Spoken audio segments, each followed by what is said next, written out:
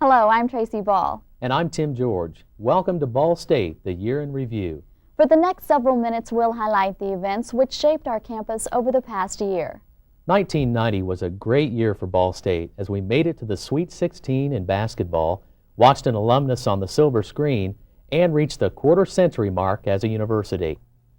That's right, it's silver anniversary time, as 25 years ago, Ball State Teachers College became Ball State University.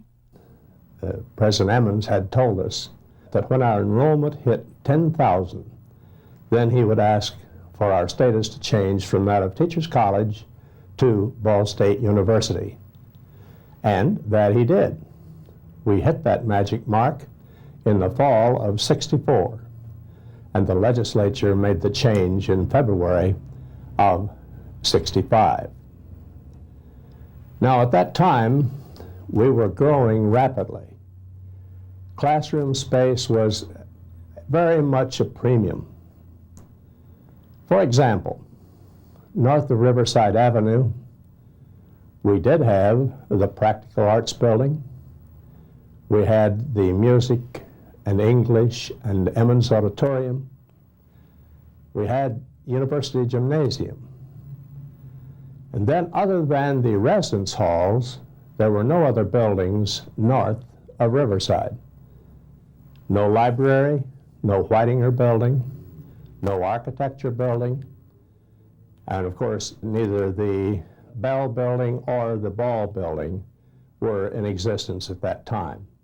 The 1989-90 fall enrollment was slightly above that in 1965, as 18,900 students attended classes. More than 19,000 students were expected for the 90-91 school year, as Ball State continues to be a popular choice for Indiana high school graduates.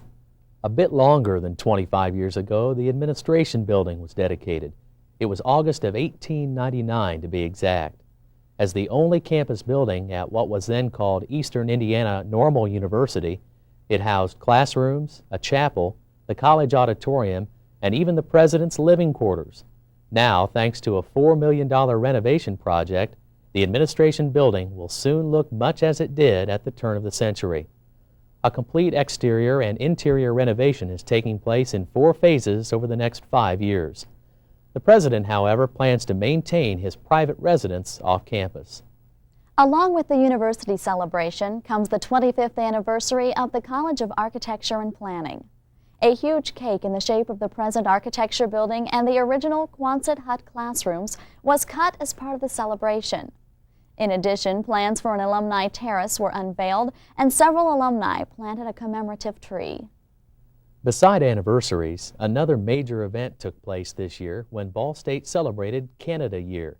Leading celebrities and government officials, including the former Canadian ambassador to the United Nations, as well as Robert McNeil, co-anchor of the McNeil-Lehrer Report, visited the campus and participated in lectures, exhibits, and cultural events. The celebration, which will be followed by Europe Year in 1991, is part of the effort to make Ball State a more international campus.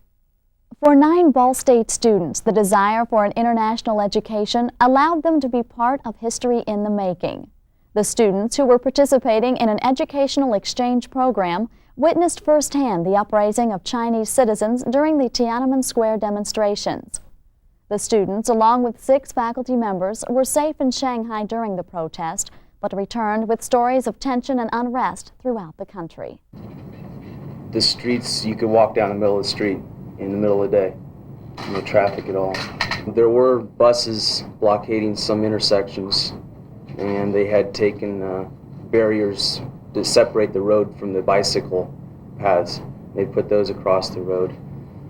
After the first feelings that they told us about it were over with, we didn't feel scared or worried or anything like that. The Asian Study program, which is offered each year, also allowed students to visit Hong Kong, Korea, and Japan, along with the historic trip to China that will not be forgotten.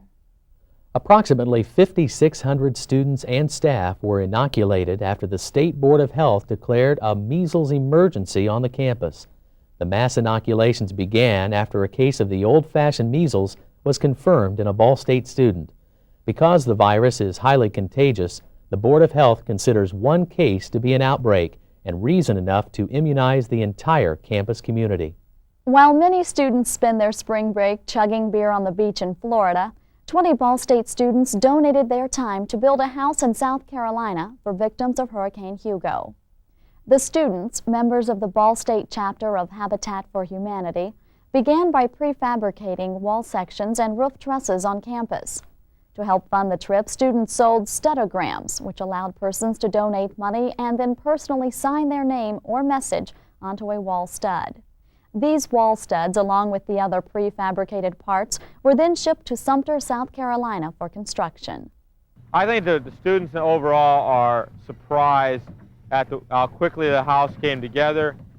The majority of them have never been around home construction before, and they've had this opportunity to see how something's put together. I think all of them have learned a great deal in terms of construction and how things work.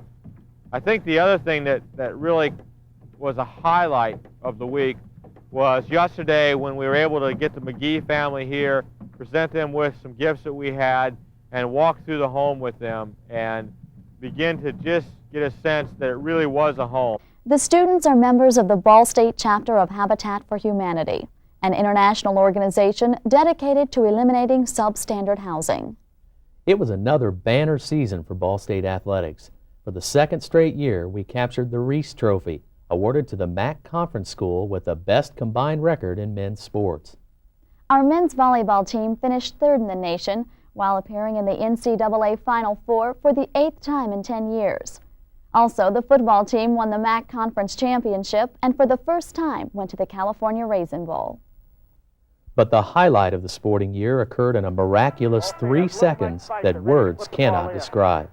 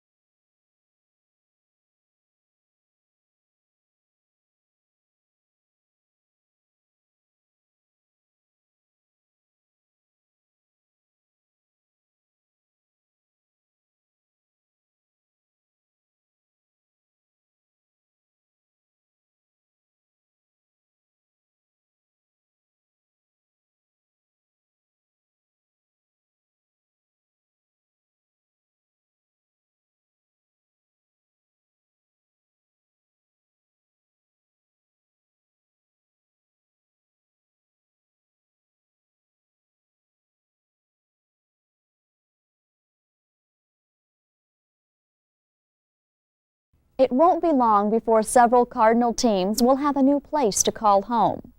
The public received its first glimpse of the new Ball State Arena during a ceremony in Indianapolis to unveil the architect's model.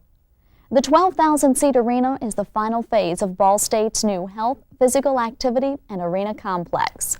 Scheduled to open in 1991, it was funded by the Wings for the Future campaign, which has reached approximately $30 million in its second year.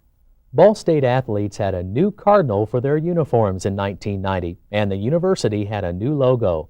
The design was selected from over 180 entries submitted from throughout the nation in a contest won by William L. Villarreal, a 1977 Ball State graduate now living in New York.